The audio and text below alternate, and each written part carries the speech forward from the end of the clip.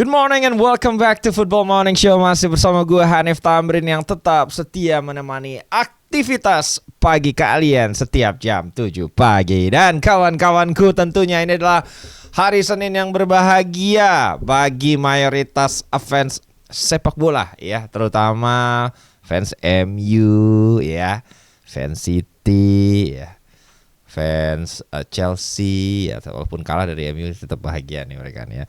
Fans London lah, tim London tetap bahagia, kecuali Arsenal. Iya, Arsenal nih, kita kasih motivasi dulu dikit ya. Oke, fans Arsenal, udah ada nih lampunya nih ya. Walaupun mungkin terkadang ya hari-hari ini lagi berat untuk dijalani, tapi tetap semangat ya fans Arsenal ya.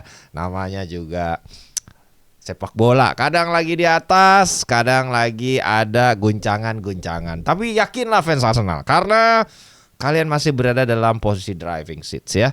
Masih ada 5 pertandingan lagi untuk dimenangkan, dan ini semua belum berakhir tentunya ya. Seperti para my friends sudah meninggalkan jejak di kolom komentar dengan komentar W Rexona. Iya, dengan berbagai macam profesi unik tentunya, antara lain mahasiswa teknik elektro, ada juga tukang cuci ompreng MBG, dan tukang pecel lele Putra Tuban. Dan buat kalian yang profesinya adalah tukang pecel lele Putra Tuban ya, dari Tuban, tapi ingin nonton langsung Piala Dunia dan mendukung pemain favorit kalian berlaga di Piala Dunia, tentunya bisa diwujudkan dengan bantuan dari Rexona. Caranya gampang, kalian tinggal ikuti Rexona berburu FIFA World Cup 2026.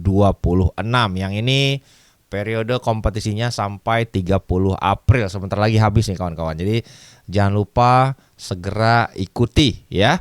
Rexona berburu trip FIFA World Cup 2026. Caranya gampang, kalian tinggal ingat saja 3S ya. S yang pertama tentunya adalah shop alias belanja. Kalian tinggal beli produk Rexona apa saja ya, dan simpan struk pembeliannya. Kalau kalian beli online tinggal di screenshot aja ya. Untuk masuk ke S yang kedua, di mana itu adalah selfie ya. Untuk di toko-toko kesayangan kalian offline, ada Indomaret, ada berbagai macam ya.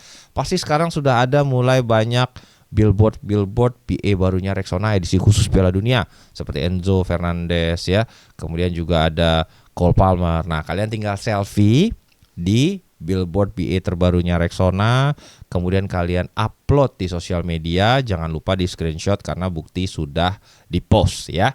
Baru yang terakhir itu adalah submit. Nah, itu yang gue simpan tadi, bukti pembelian, bukti sudah dipost selfie-nya ke sosial media. Kalian langsung submit ke WhatsApp Rexona yang ada di QR code ya, di pojok kiri bawah ini. Jadi gua doakan salah satu dari komunitas my friends itu ada yang menang ya. Rexona berburu trip FIFA World Cup 2026 dan terbang langsung ke Amerika Serikat untuk menyaksikan Piala Dunia. Oke kawan-kawanku, tanpa berlama-lama langsung saja kita bahas. Pastinya sudah banyak sekali hasil-hasil yang sangat-sangat mendebarkan di Premier League musim ini, pada minggu ini khususnya, dan diawali tentunya dari laga do or die title decider antara Manchester City menghadapi Arsenal tadi malam dengan hasil sesuai yang gua inginkan tentunya ya. Itu adalah Man City mengalahkan Arsenal dengan skor 2-1. Ya, City mampu show up kawan-kawan dan memetik kemenangan krusial atas Arsenal, di mana menjelang laga ini berlangsung, Guardiola sudah menyampaikan apabila City itu kalah di pertandingan ini, sudah bisa disimpulkan perburuan gelar dipastikan berakhir, dan dia memastikan jika anak asuhnya itu show up atau hadir untuk berkompetisi dan mencoba men-challenge Arsenal yang majority of the time itu sudah memimpin liga ini. Baru terbuka window peluang untuk bisa men-challenge Arsenal pasca mereka tergelincir di Bournemouth beberapa week yang lalu, dan akhirnya 2 gol yang dicetak oleh Ryan Cherki lewat sebuah aksi individu yang luar biasa, serta 1 gol yang dicetak oleh Erling Haaland mampu membuat City berada dalam posisi bisa men-challenge Arsenal karena masih memiliki 1 laga yang belum dimainkan. Dan khusus untuk Haaland, ini adalah gol beruntun di 4 laga versus Arsenal ya. Sementara satu-satunya gol consolations dicetak oleh Kai Havertz dari kubu Arsenal memanfaatkan blunder dari Gianluigi Donnarumma ya. Kita lihat dulu bagaimana pertandingan ini begitu diisi dengan drama, kontroversi dan juga ada blunder di situ kawan-kawan ya. Yang paling menarik tentunya adalah duel Haaland versus Gabriel, di mana ini sangat-sangat keras duel fisik sepanjang pertandingan. Hampir 90 menit mereka selalu bergulat ya. Gabriel sempat melakukan tentunya tarik-tarikan, kemudian juga bagaimana ada sebuah upaya headbutt gitu ya, atau violent conduct yang akhirnya hanya diberikan kartu kuning saja. Bahkan Erling Haaland sempat sobek bajunya ya, saking ini berdua gue udah gak ngerti lagi nih bergulatnya seperti apa. Protes keras dilancarkan oleh Haaland kepada wasit, namun wasit bergeming untuk tidak memberikan hukuman. Dan tentunya juga tidak hanya itu, banyak sekali pihak-pihak yang menyayangkan dan merasa kartu kuning untuk upaya headbutt dari Gabriel Magalhaes ini selayaknya diberikan kartu merah. Namun setelah ditinjau oleh VAR ya, wasit memutuskan hanya akan memberikan kartu kuning. Kita lihat dulu statement dari Premier League Match Center. Keputusan wasit untuk tidak memberikan kartu merah telah diperiksa dan dikonfirmasi oleh VAR. Dengan aksi dari Gabriel dinilai tidak cukup agresif atau bersifat violent atau kekerasan ya. Dan beberapa pandit yang bertugas di Sky Sports pada match ini itu menjelaskan satu-satunya alasan Gabriel beruntung tidak diusir oleh wasit dan mendapatkan kartu merah di VAR karena Erling Haaland tidak menunjukkan drama. Ya, misalnya kayak megang hidung atau berguling-guling ya. Bisa jadi seperti itu ya. Kita lihat dulu statistik dari pertandingan, di mana tentunya Manchester City mendominasi dari sisi ball possessions 59% berbanding 41%. Kemudian juga total shots masih didominasi oleh tuan rumah 15 berbanding 9 untuk Arsenal. Kemudian juga dari 15 tembakan akhirnya 5 mengarah ke gawang. Sementara untuk Arsenal hanya 3. Dan masing-masing memiliki 5 peluang besar. Namun dari 5 peluang besar 2 bisa dikonversi oleh Man City dan 1 oleh Arsenal ya. Masing-masing juga melewatkan 5 peluang tersebut kawan-kawan ya. Arteta masih belum punya solusi tentunya untuk menghadapi pressing dengan skema 4 ya. 4-2-4 yang diterapkan oleh Guardiola dalam fase build up, menekan Arsenal memulai serangan bola ya. Dan blunder Donnarumma nyaris membuat City kehilangan peluang menjaga kans juara, tetapi dia membayar tuntas kesalahannya dengan save krusial atas peluang dari Kai Havertz. Saat tertinggal 2-1 baru Arsenal merubah pendekatan, lebih menyerang dan berani mengambil resiko untuk terkena counter. Namun sudah terlambat. Meski sebenarnya counter City pun tidak ada yang menjadi peluang besar karena mereka lebih mindsetnya untuk menjaga skor tetap bertahan ya. Kita lihat dulu statement dari Pep Guardiola. Mereka tidak membiarkan Anda menjalankan permainan dengan nyaman karena Arsenal sangat agresif. Mereka bagus dalam duel dan salah satu tim paling kompetitif yang pernah saya hadapi dalam karir saya. Kami memiliki momentum, mereka juga punya momentum. Kami punya peluang, mereka juga punya peluang. Pada akhirnya dalam pertandingan ini perbedaannya sangat kecil. Itu yang disampaikan kepada Sky Sports dan benar.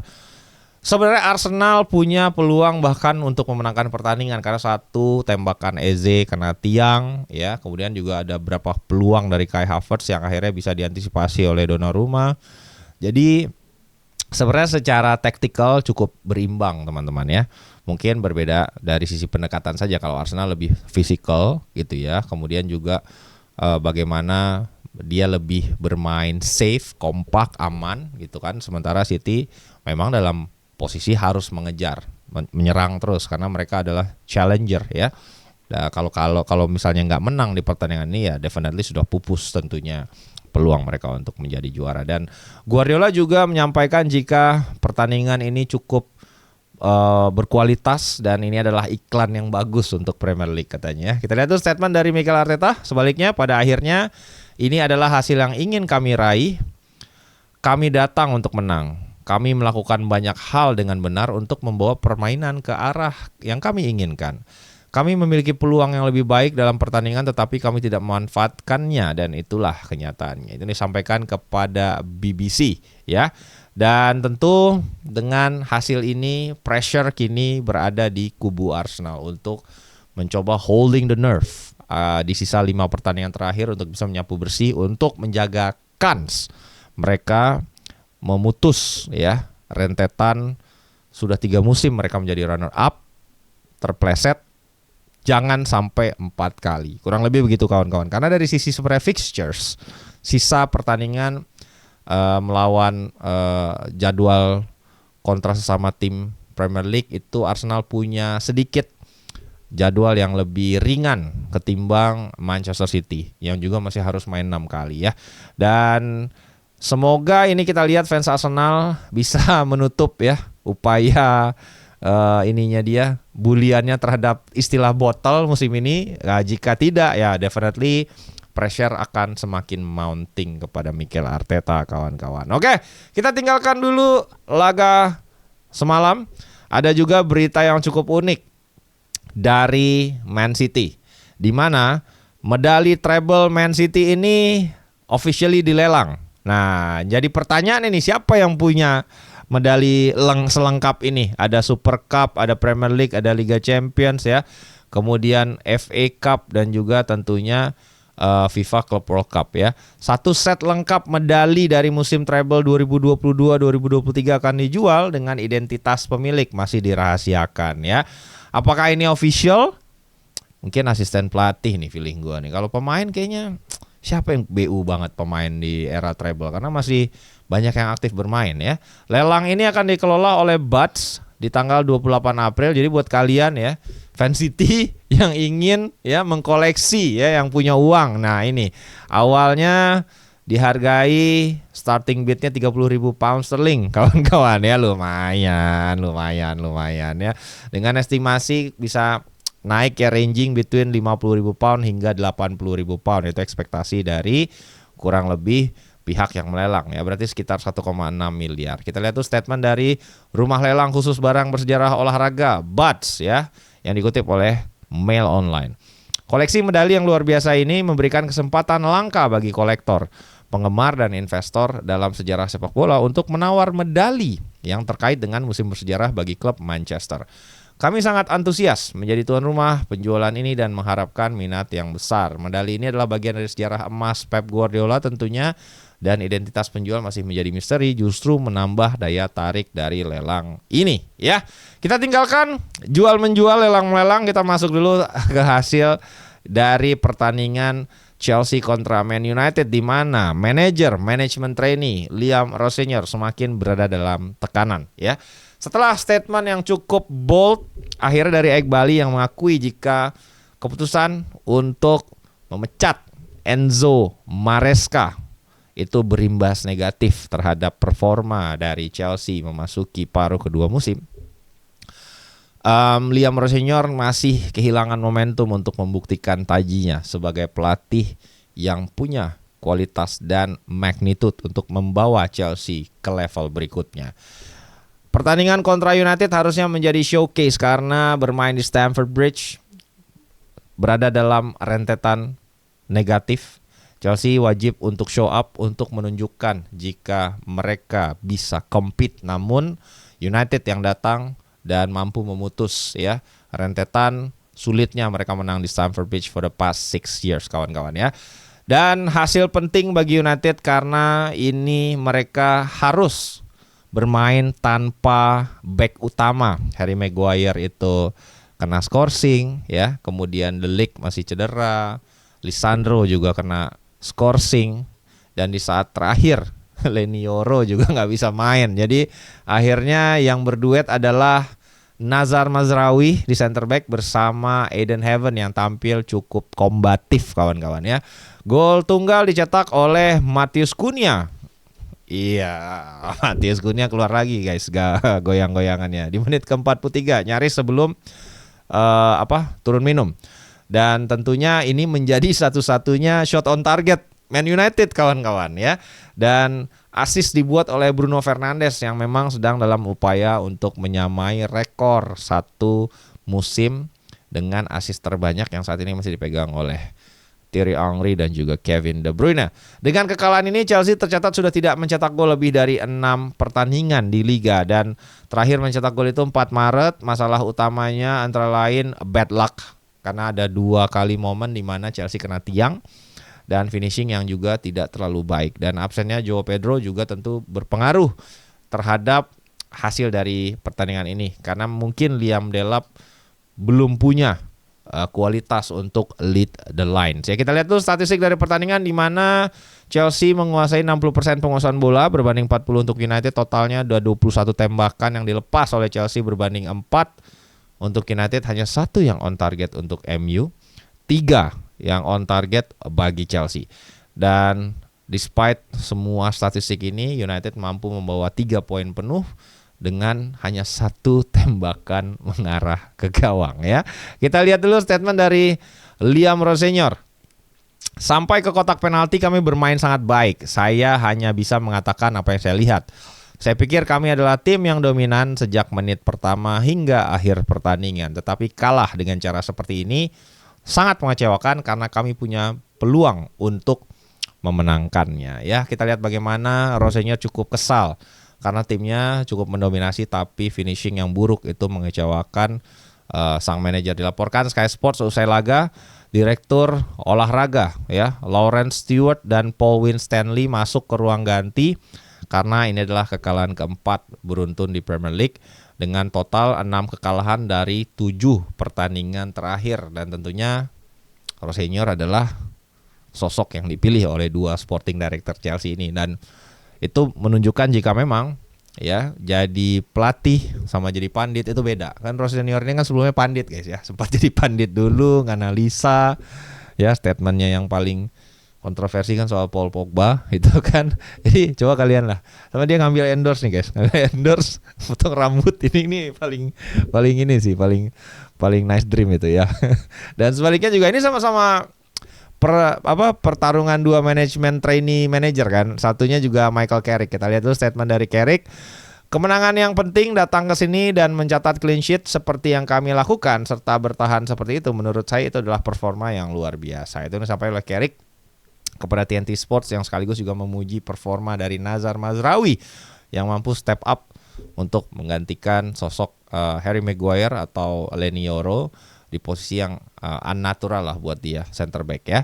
Dan ini tentu juga hasil yang memecik tentunya perdebatan di kalangan fans Manchester United karena hanya 1 shot on target.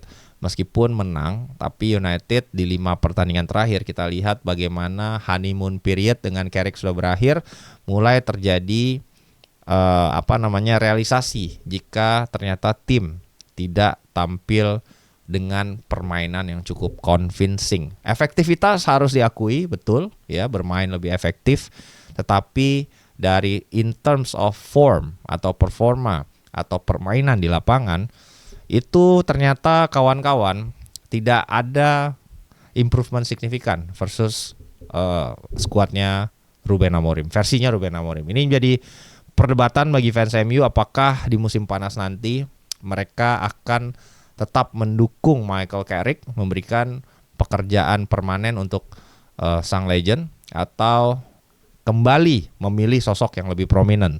Dan ini tentu akhirnya banyak sekali pendapat berseliweran. Salah satunya dari Mark Goldbridge yang menurut gue ada poinnya ya. Dia menyampaikan jika ada fakta yang cukup mengejutkan, 5 laga terakhir Carrick bersama United dan 5 laga terakhir Ruben Amorim sebelum dipecat oleh Manchester United itu justru by numbers lebih baik statistiknya Ruben Amorim kawan-kawan ya, dan permainannya juga lebih, intensitasnya lebih tinggi bersama Amorim.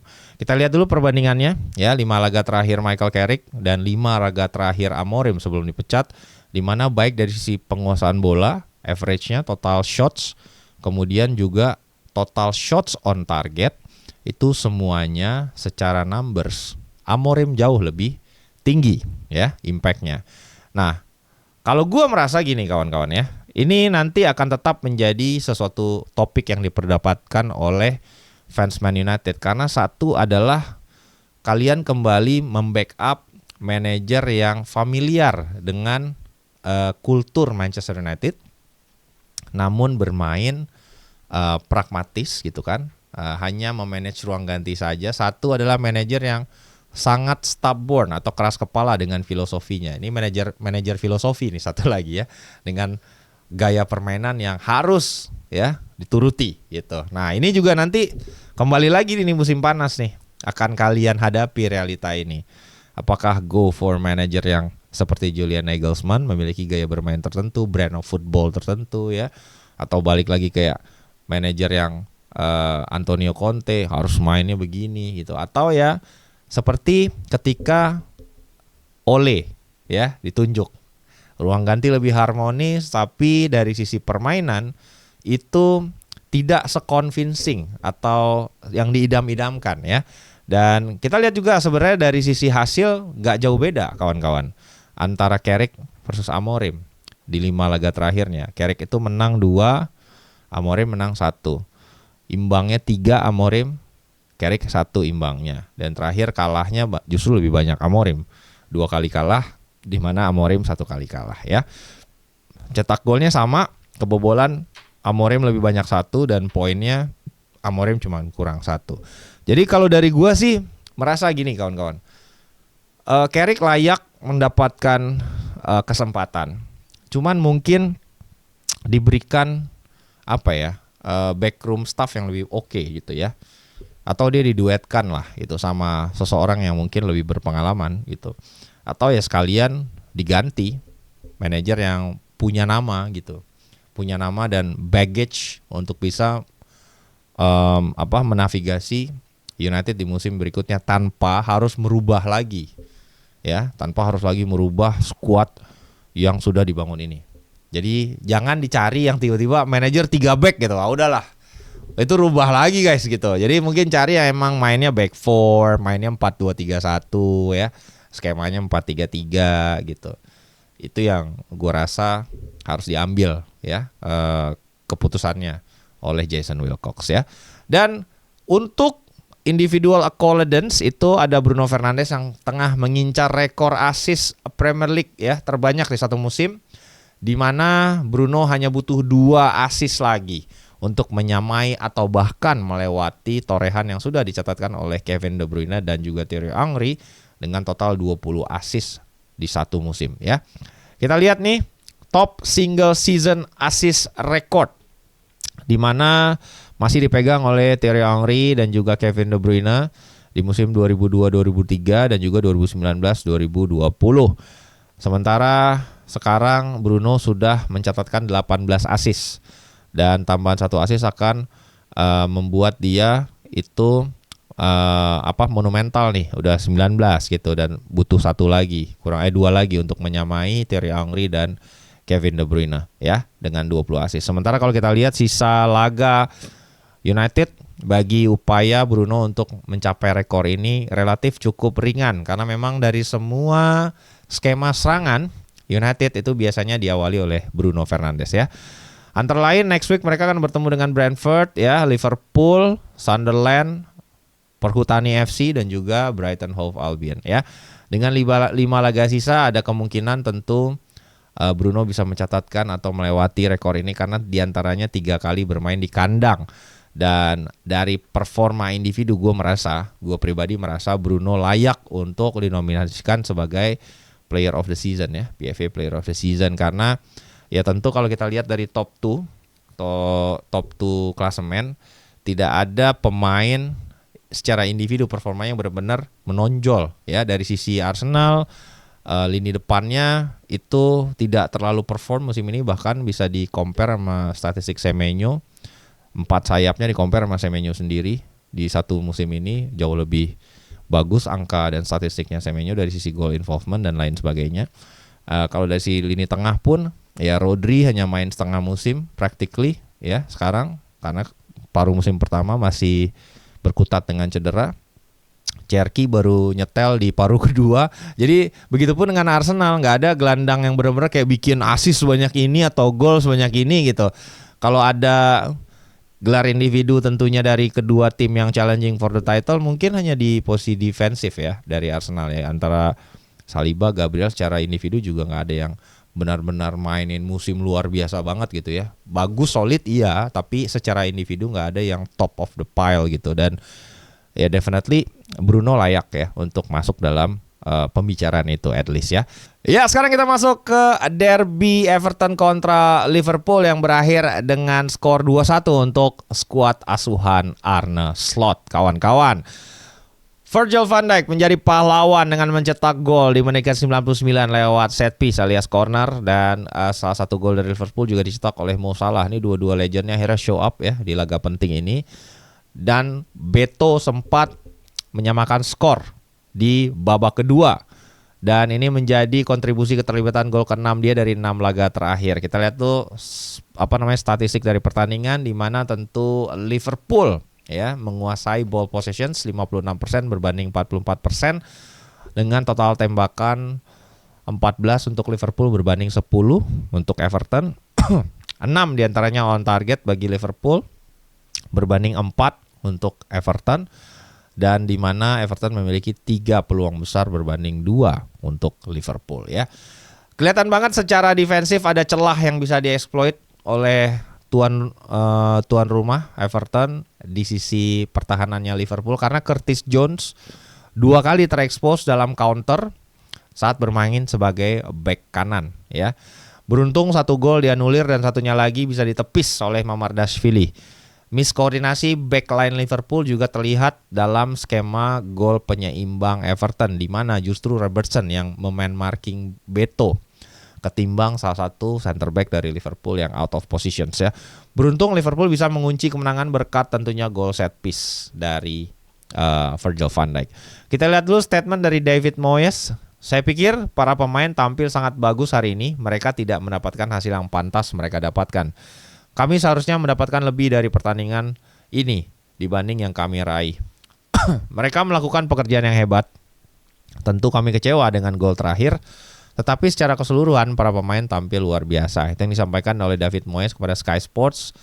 Sebaliknya, kemenangan ini tentu wajib hukumnya bagi Liverpool yang sudah tersingkir di Liga Champions dan tidak memiliki asa untuk memenangkan gelar apapun musim ini. Sehingga tentu pressure semakin tinggi kepada pelatih asal Belanda ini ya. Pemain melakukan apa yang saya harapkan dan apa yang saya perkirakan, yaitu memberikan perlawanan besar kepada Everton. Pada akhirnya mencetak gol itu menyenangkan untuk dilihat karena para supporter tandang, kami luar biasa hari ini. Hari yang bagus untuk Liverpool. Itu yang disampaikan oleh Slot kepada BBC. Ya, tentunya tajuk juga dari pertandingan ini secara khusus para fans Liverpool ingin melihat kembalinya Isak, yang bagaimana kurang lebih dia bisa memberikan influence terhadap laga. Dan berbeda dengan beberapa pemain ofensif depan kayak Cody Gakpo yang ngasih assist ya, cukup oke lah ya gitu. Kemudian juga ada Mo Salah yang kembali show up. Isak tampil sebagai starter tapi belum bisa menginfluence pertandingan seperti yang diharapkan ya, atau dia minim lah kontribusinya. Kita lihat statistik dari Isak. Bermain selama 72 menit, expected goals-nya bahkan di bawah 1, 0,12, membuat 9 sentuhan, diantaranya 2 di dalam kotak penalti, dan tidak ada dribble sukses atau take-ons. Kemudian kehilangan bola sekali, kemudian untuk duel-duel juga mayoritas nggak ada yang dimenangkan, baik di udara maupun di on the ground ya. Jadi pastinya butuh waktu bagi Isak untuk bisa kembali nyetel dengan rekan-rekan timnya, dan kedua juga kembali ke match fitness terbaiknya untuk memperlihatkan kembali alasan kenapa Liverpool mendatangkan dia dengan mahar yang begitu mahal dan merupakan rekor transfer di musim panas kemarin ya. Dan dengan tentunya hasil-hasil terkini tersebut, kita lihat dulu klasemen Premier League sementara, di mana Arsenal masih memimpin di puncak klasemen dengan torehan 70 poin, di mana Man City memiliki 1 tabungan pertandingan pertandingan yang belum dimainkan kontra Crystal Palace. Apabila memang itu berhasil dimenangkan juga, mereka akan level on point alias poinnya sama. Dan di posisi 3 masih dipimpin oleh Man United dengan 58 poin berbanding sama dengan Aston Villa di peringkat keempat. Kemenangan Liverpool sekaligus juga menjauhkan mereka dari Chelsea untuk zona Liga Champions 5 besar ya kawan-kawannya. Dan tentu sekaligus juga memberikan tekanan bagi Liam Rosselló yang kemungkinan besar akan gagal untuk lolos ke zona Eropa bersama Chelsea di musim depan ya. Dan kita tinggalkan dulu Inggris, sekarang kita masuk dulu ke Italia di mana Milan ya menang tipis atas Verona kawan-kawan. Ini gila, ini Allegri masterclass banget ini. Ini laga-laga kayak gini nih bro ya. Ini Allegri banget bro ya. Menang 1-0 dan ini adalah gol Rabiot tentunya. Iya dong, pemain favorit gua ya, mencetak gol penentu kemenangan ya. Dan ketiga kalinya dalam karir Rabiot bisa mencapai lebih dari 5 gol ya di Liga Top Eropa pada satu musim. Di match ini kembali memainkan formasi 4-3-3 ditinggalkan dan kembali ke 3-5-2. Allegri kembali ke skema 3 back ya dan mampu bermain lebih pragmatis pastinya ya. Kita lihat dulu statistik dari pertandingan di mana AC Milan mendominasi ball possession dengan 53% berbanding Verona 47%. Total tembakan lebih banyak tuan rumah 13 berbanding 6 untuk Milan. Ini yang gue bilang Allegri masterclass guys ya. Dan diantaranya 3 jadi on target bagi Milan berbanding 2 untuk Verona dan 1 akhirnya bisa dikonversi menjadi gol. Kita lihat statement dari Allegri. Hari ini pertandingan berjalan rumit karena kami datang setelah 2 kekalahan dan ketika tersisa 6 pertandingan rasa takut dan tekanan muncul bahwa Anda mungkin gagal mencapai target. Pada tahap ini hasil lebih penting daripada kualitas permainan. Dan itu adalah hal yang wajar. Itu disampaikan oleh Allegri kepada DAZN ya, Italia. Menanggapi tentang dirinya juga yang masuk bursa kandidat menjadi pelatih timnas Italia, Allegri menjawab tidak ada panggilan dan bagaimanapun fokus saya adalah Milan. Kami telah memulai perjalanan bersama dan kami akan melanjutkannya bersama-sama juga. Itu sekaligus juga memupus harapan dari beberapa pihak untuk bisa meminang Allegri menjadi allenatore yang baru, nazionale. Oke. Kemudian juga ada Luka Modric yang memberikan indikasi untuk bertahan di AC Milan. Apabila sampai Milan gagal lolos ke Liga Champions, kans untuk mereka mempertahankan Modric dirasa cukup minim karena ada 3 syarat keras yang harus dipenuhi oleh AC Milan apabila menginginkan Luka Modric bermain 1 musim lagi di AC Milan. Yang pertama tentunya lolos ke Liga Champions. Yang kedua, Modric memberikan syarat jika Allegri harus bertahan sebagai manajer. Dan yang ketiga tentunya Milan memiliki keinginan serius untuk membangun proyek yang kompetitif. Dan kontrak Modric habis di akhir musim dan Milan memiliki opsi memperpanjang 1 tahun lagi. Tapi aktivasi ini tergantung keputusan Luka Modric. Kita lihat dulu statistik sebenarnya musim ini Modric masih sangat-sangat influential terhadap permainan AC Milan di mana sudah mencetak 2 gol, 3 assist, menjadi starter di 31 pertandingan ya. Dari 32 pertandingan kawan-kawan, menit bermainnya juga masih nyaris 90 menit sepanjang pertandingan dengan average rating yang juga sangat-sangat bagus ya. Ini nyaris 8 ya per pertandingan.